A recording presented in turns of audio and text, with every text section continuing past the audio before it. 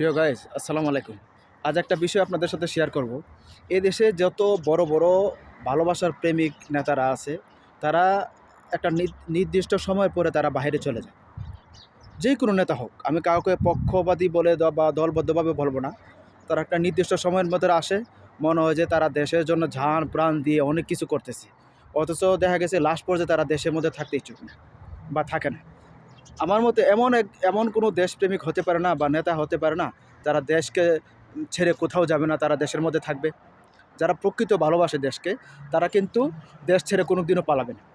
আর actually কি, প্রকৃত দেশপ্রেমিক আমরা এখনও পাই নাই। আপনার যে দলই হোক না কেন, আপনি দেখেন, সবাই মনে হচ্ছে যে সাধারণ জনগণকে ভোগ করে নির্দিষ্ট একটা সময় লুটপাট করে তারা নিজেরা বাস পয়সা করে কামায় বা দেশতে চলে যাচ্ছে, অথচ তারা কিন্তু সেটেল হয়ে যাচ্ছে আপনার দেশের বাইরে। আমি যদি এই বিষয়টা একটা চিন্তা করি, যে তারা এবং তাদের ফ্যামিলি, তাদের ছেলে মেয়ে সবাই সেটেল দেশের বাইরে। এমন কোনো নেতা খুব কমই আছে যে দেশের বাইরে দেখা গেছে তাদের বাড়ি নাই, গাড়ি নাই, তারা অর্থ ওদিকে ইনভেস্ট নাই। তাহলে এই সমস্ত ব্যক্তিদেরকে আমরা কীরকমভাবে ভালোবাসি? আপনি দেখেন, আসলে আমি মনে করি তাদের দোষ না, দোষ হচ্ছে আমাদের সাধারণ জনগণের। আমরা একজনকে ভালোবাসতে গেলে ভালোবাসার সময় অবশ্যই তাকে ওইরকম চিন্তা ভাবনা করে তাদেরকে ভালোবাসতে হবে। হুট করে আমরা যে কোনো একটা ব্যক্তিকে আমরা ভালোবেসে ফেলবো, আর এই ভালোবাসার মানুষ আমাদের সাথে এরকম আচরণ করবে, তাহলে আমরা কীভাবে লোকটাকে ভালোবাসতে পারি বলেন? আজকে আমাদের দেশ স্বাধীন হলো প্রায় 53 বছর, 54 বছর রানিং। 53 বছরের ভিতরে, 53 বছর পরেও রাত 1টা বাজে পানি ছেড়ে দেখা গেছে সকাল 6টা হইতে হইতে আমাদেরকে বাসায় নিয়ে যায়। এটা কতটুকু একটা বিষয় হইলে কাজটা সম্ভব আপনি বলেন? ঠিক আছে, আপনি উজানের পানি, আপনার পানি, আপনি ঢালুর দিকে নামবেন।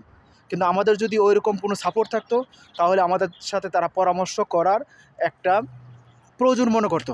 আজকে দেখেন, আমাদের কোনো সাপোর্ট না থাকার কারণে তারা আমাদেরকে পরামর্শ করার কোনো প্রয়োজন মনে করে নাই।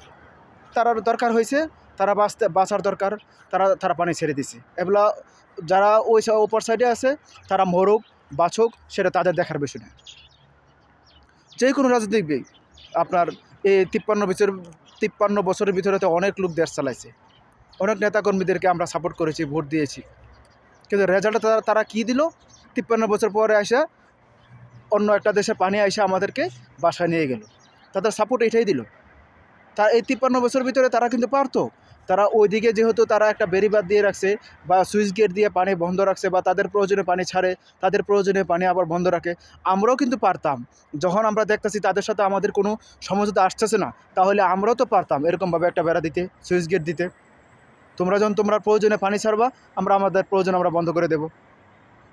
তোমরা যেন প্রয়োজনে বন্ধ করে রাখবা, আমরা স্বাভাবিকভাবে রাখবো। আসলে এই বিষয়টাকে আমরা পারতাম না? পারতাম, কিন্তু আমরা কিন্তু পারি। কিন্তু ওই যে আমরা অতটুকুই আমাদের দেশটাকে আমরা ভালোবাসি। প্রকৃত ভালোবাসা নাই তো ভাই।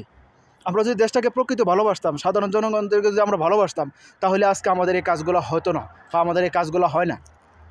কারণ আমরা আমাদের নিজের দেশকে ভালোবাসি না, আমরা আমাদের সাধারণ জনগণকে ভালোবাসি না। আমরা ভালোবাসি আমাদের নিজেদের স্বার্থের জন্য। আমরা টাকা পয়সা লুটপাট করে ভবিষ্যতে কোথায় গিয়ে আমরা বাড়ি করতে পারবো, গাড়ি করতে পারবো, বিজনেস করতে পারবো, আমরা ওইগুলোই নিয়ে আমরা ব্যস্ততা থাকি। তো কিন্তু আমরা সাধারণ জনগণ এগুলো বুঝি না ভাই। প্রতিটা বছর যখনই আমরা নির্বাচন আসে, আমরা দেখা গেছে কি ওই তাদেরকেই সাপোর্ট দিয়ে তাদেরকে ক্ষমতায় বসা দিই। এ করে দেখা গেছে কি আমরা নিজেরা ক্ষতিগ্রস্ত হচ্ছি, আমাদের দেশ ক্ষতিগ্রস্ত হচ্ছে, আর সারা জীবনে আমরা অন্যের গোলামি হয়ে থাকতেছি। কেন ভাই? কেন বলেন? আমরা নিজেদের একটা স্বাধীন সার্বভৌমত্ব দেশ আছে, সার্বভৌমত্ব আছে, আমাদের একটা পতাকা আছে, আমাদের একটা দেশ আছে। তাহলে আমরা কেন অন্যের অধীনে হয়ে থাকবো? আমার যতটুকুই আছে, আমার কথা হলো, আমার যতটুকু আছে ততটুকু নিয়ে আমি থাকবো। আমার যতটুকু আছে ততটুকুই আমি সেভ রেখে আমি ততটুকু নিয়ে চলবো।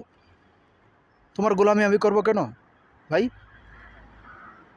তো আশা করি আপনারা ভিডিওটা বুঝতে পেরেছেন। যদি আপনার কাছে ভালো লাগে, তাহলে অন্যদেরকে শেয়ার করার সুযোগ করে দিবেন। ধন্যবাদ।